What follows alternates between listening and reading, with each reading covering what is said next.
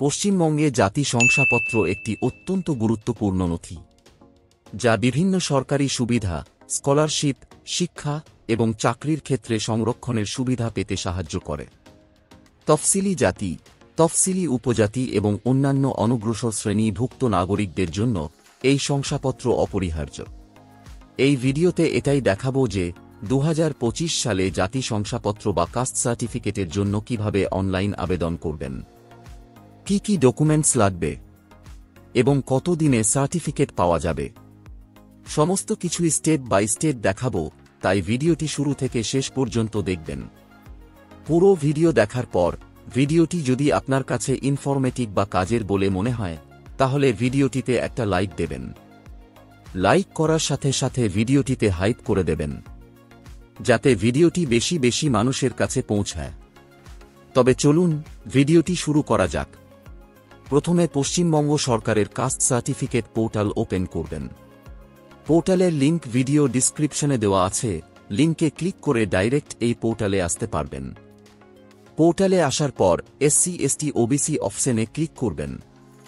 তারপর apply for SC ST OBC অপশনে click করবেন।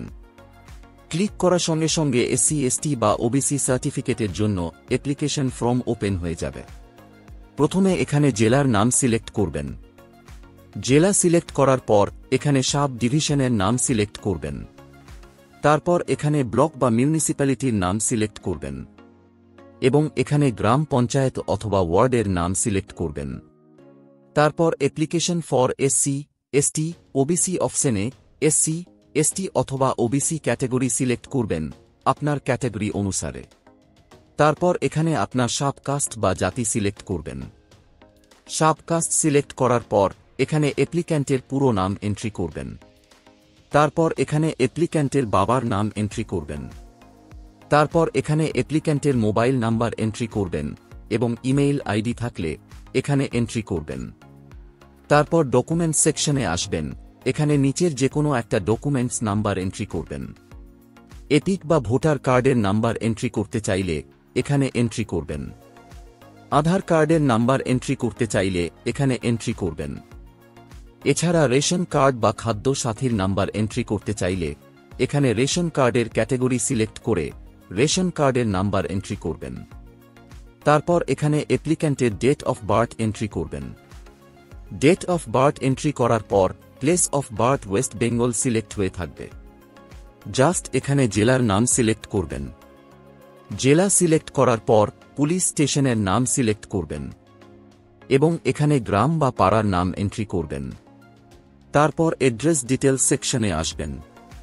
প্রথমে প্রেজেন্ট অ্যাড্রেস ডিটেলস এন্ট্রি করবেন। কেয়ার অফের ঘরে গার্জেনের নাম এন্ট্রি করবেন। স্টেট এবং ডিস্ট্রিক্ট অলরেডি সিলেক্ট হয়ে থাকবে। জাস্ট এখানে থানার নাম সিলেক্ট করবেন। তারপর এখানে পঞ্চায়েত বা ওয়ার্ডের নাম এন্ট্রি করবেন। তারপর গ্রামের নাম বা পাড়ার নাম এখানে এন্ট্রি করবেন। গ্রামের নাম এন্ট্রি করার পর এখানে পোস্ট অফিসের নাম এন্ট্রি করবেন এবং পোস্টাল পিন কোড এখানে এন্ট্রি করবেন। তারপর এখানে পার্মানেন্ট অ্যাড্রেস এন্ট্রি করবেন। পার্মানেন্ট অ্যাড্রেস এবং প্রেজেন্ট অ্যাড্রেস সেম হলে এখানে ইয়েস অপশন সিলেক্ট করবেন। আর যদি পার্মানেন্ট অ্যাড্রেস ও প্রেজেন্ট অ্যাড্রেস আলাদা আলাদা হয়, তাহলে নো অপশন সিলেক্ট করবেন এবং পার্মানেন্ট অ্যাড্রেস ডিটেলস এখানে ম্যানুয়ালি এন্ট্রি করবেন। তারপর 11 নাম্বার কলামে অ্যাপ্লিক্যান্টের রিলিজিয়ন সিলেক্ট করবেন। হিন্দু, মুসলিম, খ্রিস্টান আপনার যেটা হবে সেটা সিলেক্ট করবেন এবং এখানে অ্যাপ্লিক্যান্টের জেন্ডার সিলেক্ট করবেন। তারপর 13 নাম্বার কলামে আবেদনকারীর রক্ত সম্পর্কে থাকা কোনো ব্যক্তির কাস্ট সার্টিফিকেট থাকলে এখানে ইয়েস সিলেক্ট করবেন।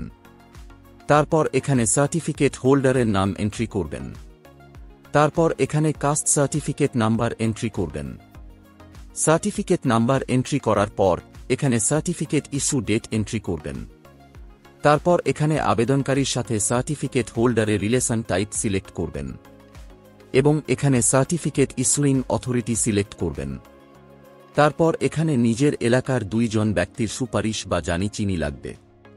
এখানে প্রথম সুপারিশকারীর নাম এন্ট্রি করবেন এবং এখানে প্রথম সুপারিশকারী ঠিকানা এন্ট্রি করবেন। তারপর দ্বিতীয় সুপারিশকারীর নাম এখানে এন্ট্রি করবেন এবং দ্বিতীয় সুপারিশকারীর ঠিকানা এখানে এন্ট্রি করবেন। তারপর 15 নাম্বার কলামে আসবেন।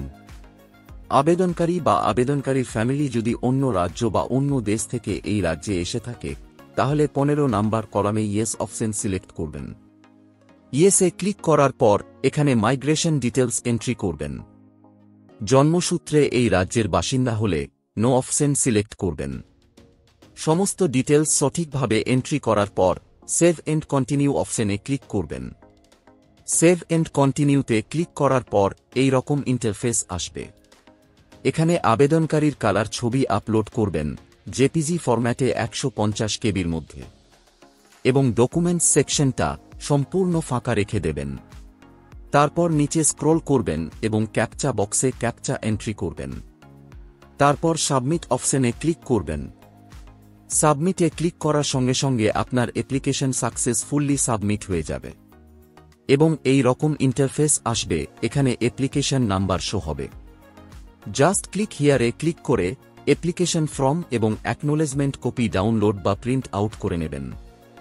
তারপর অ্যাপ্লিকেশন ফর্মের সাথে সমস্ত প্রয়োজনীয় ডকুমেন্টস অ্যাটাচ করে অ্যাপ্লিকেশন হার্ড কপি জমা দেবেন আপনার লোকাল বিডিও অফিসে।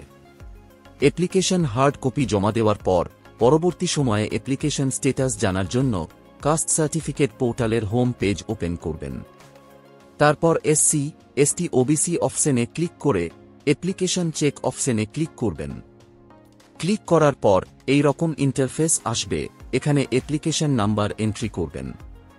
তারপর সার্চ অপশনে ক্লিক করবেন।